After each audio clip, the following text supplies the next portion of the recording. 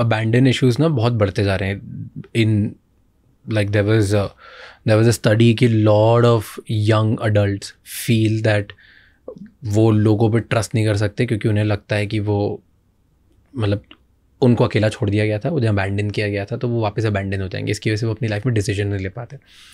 Do you think कि abandon issues इसलिए भी आते हैं क्योंकि बचपन में बच्चे ने अपने माँ बाप को लड़ते हुए देखा बहुत ज़्यादा और वो नेग्लेक्टेड फील हुआ कि क्योंकि वो दोनों माँ बाप हमेशा आपस में ही लड़ने में बिजी थे, तो बच्चे की कोई भी जो नीड थी वो फुलफिल ही नहीं करी और बच्चा कभी गया भी नहीं उधर, तो इसलिए हमेशा उसे कभी कंफर्ट और प्रोटेक्टेड ही फील नहीं और लगा कि मुझे मेरी बैटल खुद लड़नी है, एंड इसकी वजह से वो एक शेल में ही रहता गया।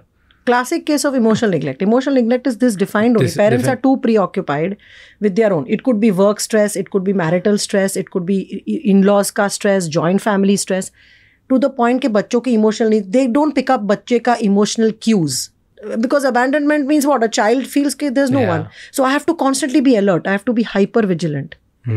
That is a state of the brain, and hence these people cannot relax, they cannot stay calm, they are constantly negatively thinking ये हो जाएगा वो हो जाएगा अभी ये छोड़ देगी, they are constantly their alarm bell, and this causes chronic stress and eventually a whole lot of physiological health issues. Chronic stress happens from childhood if the child is growing in a constant state of unsurety, whether child feels कि अभी मेरा next खाना पता नहीं मिलेगा कि नहीं, मेरा डायपर वेट है तो ड्राई पता नहीं मम्मी कब क्लीन कोई आएगा कि नहीं साफ़ करने, वहाँ से शुरू हो जाता है stress, and then the brain gets रीवायर्ड.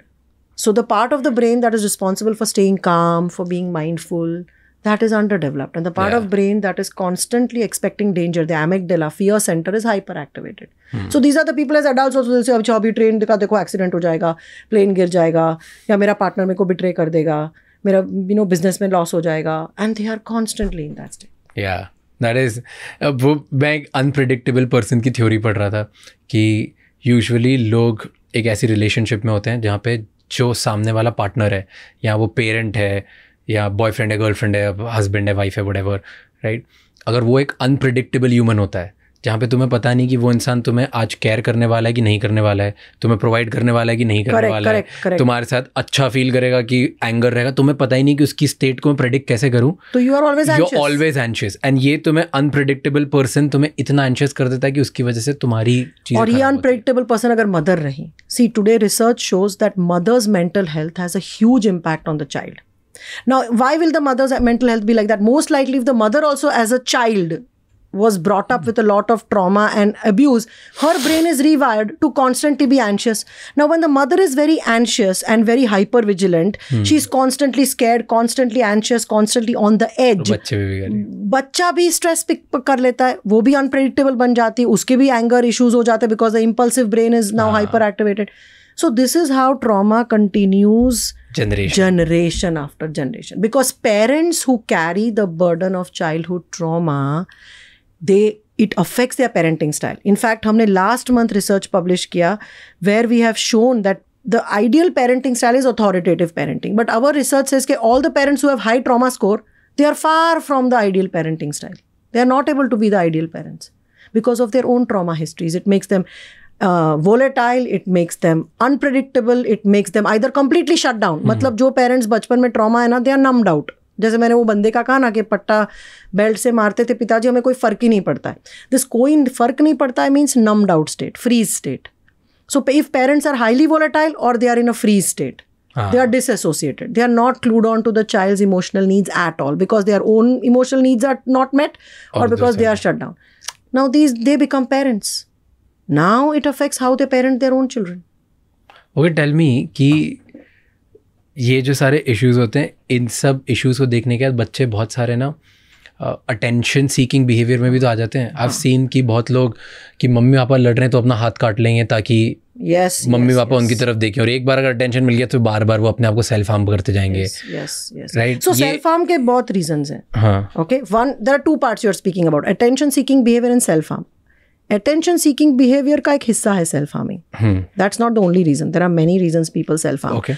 Attention seeking behaviors are multiple. बच्चा will also do attention seeking by getting into criminal activities, doing drugs, doing all kinds of wrong things because of which the parents will give attention but negative attention. See, the body doesn't understand negative positive. हाँ, see, बच्चे criminal activities करेंगे क्योंकि वो चाहते हैं, हाँ मतलब unconsciously जानबूझ के मे बी ड्रग्स में डांट पड़ती है, माँ बाप से डांट पड़ती है, कुछ गलत चीजें करेंगे क्योंकि माँ बाप से डांट पड़ती है और उन्हें वो डांट चाहिए। हाँ डांट चाहिए कि मुझे किसी रीजन से तो अटेंशन मिल रहा है। Correct, exactly. बच्चे बीमार पड़ते हैं इसकी वजह से। हमारे पास कितने क्लाइंट्स हैं जो बोलते हैं मैं छोटी थी, मम्मी वर्किंग थी, और जब भी मम्मी कभी छुट्टी नहीं लेती थी, पर जब मैं बीमार पड़ी ना एक दिन, तो मम्मी ने 2 days छुट्टी लेके मेरे साथ निकाला।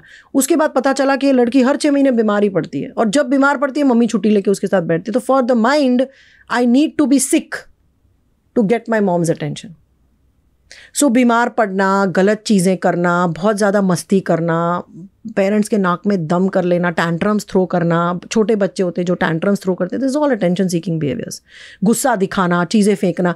हम हमेशा पेरेंट्स को बोलते हैं पहले बच्चे के साथ पूरा 100% अटेंशन दो और उसको बोलो कि तुमको क्या चाहिए। Try to find out what is the unmet need why the child is doing this. There is always a reason. There's always a reason. And when it comes to self-harming behaviors, there are many reasons for it. One reason is attention seeking is a very small part of it. Most kids self-harm, and the self-harming is not among kids. It's only among preteens and teens. Achha. You will not see many adults self-harming. You will see mostly preteens and teens self-harming. Okay. And not all people who self-harm don't commit suicide. That's the first. People get mixed up. Okay, self-harming is suicide. They are two different things. Explain in Hindi. ये दोनों अलग चीज़ है. Self-harming अलग है, suicide अलग है. Self harming जो करते हैं वो खुद को मार डालना नहीं चाहते, पर क्यों करते? एक तो इनके अंदर इतना पेन या गुस्सा है जो वो निकाल नहीं सकते। क्यों? क्योंकि उनको बचपन में दिखाया नहीं गया कि गुस्सा निकाले, या उनको बचपन से ही दबाया गया कि डोंट एक्सप्रेस इट। तो बहुत बॉटल अप इमोशंस हो जाते हैं। वो कटिंग से उनको रिलीफ मिलती है, कटिंग के बाद उनको हाश होती है। दूसरा, अगर उनको कुछ फीलिंग ही नहीं है, बिकॉज वो डिसएसोसिएट, नम्ड आउट हो गए because of abuse and trauma, उनको कोई फीलिंग ही नहीं आती है, तो जब वो कट करते हैं ना तो दे फील कि I am alive. So these are the 2 main reasons for cutting. One is to feel that you are alive, मैं जिंदा हूँ, मुझे फील करना है, पेन फील करना है। दूसरा कि मेरे अंदर इतना भरा है खुद के लिए गुस्सा कि वो गुस्सा निकालने के लिए, या दूसरों के लिए गुस्सा। मेरे पास एक लड़की आई थी, मम्मी पापा इतना लड़ते थे, तो शी वॉज हेल्पलेस कि मैं कुछ कर नहीं सकती हूँ, तो वो बाथरूम में जाके कट करेगी, अपने आप को कट करेगी। तो उसको जो निकालना है सब मम्मी पापा का, वो पूरा यहाँ पे होता है। तो ये होता है। तीसरा रीज़न, आजकल पीयर प्रेशर भी होने लगा है। मतलब पीयर प्रेशर है। हाँ, पीयर प्रेशर की खुद को हार्म कर। हाँ, देखो मैं भी कर रही हूँ, देखो तू भी करके देख। क्या आजकल बहुत चीज़ें पीयर प्रेशर में हो रही है। सो ये पीयर प्रेशर की भी वजह से हो रहा है। You're telling me, and it becomes addicting. ये फिर उसकी आदत पड़ जाती है। You're telling me कि मेरे सारे दोस्त अपने आप को काट रहे हैं, तो मेरे पे प्रेशर है कि मैं भी अपने आप को काटूं। ये बहुत कॉमन होते जा रहा है। हाँ, कॉमन होते जा रहा है। ये वेस्ट में कॉमन था, अभी इंडिया में भी ये हो रहा है। But not everybody does it. You already have a back. मतलब कौन करेगा कि जो ऑलरेडी मेस्ड अप है, जिसको ऑलरेडी ये इश्यूज हैं, तो हाँ यार, मतलब आई एम अच्छा लग रहा है, ऐसा लग रहा है मैं कहीं प्रेशर निकल रहा है। जैसे कुकर की सिटी, कुकर की, हाँ मतलब मैं बिलोंग नहीं करता हूँ, देखो अभी मैं भी, तो और मैं बिलोंगिंग ग्रुप में आ गया, और फिर उससे अटेंशन मिलती है। अगर ऐसे और भी बहुत इंसाइटफुल शॉर्ट्स और क्लिप्स देखनी है तो इस चैनल को सब्सक्राइब कर लो।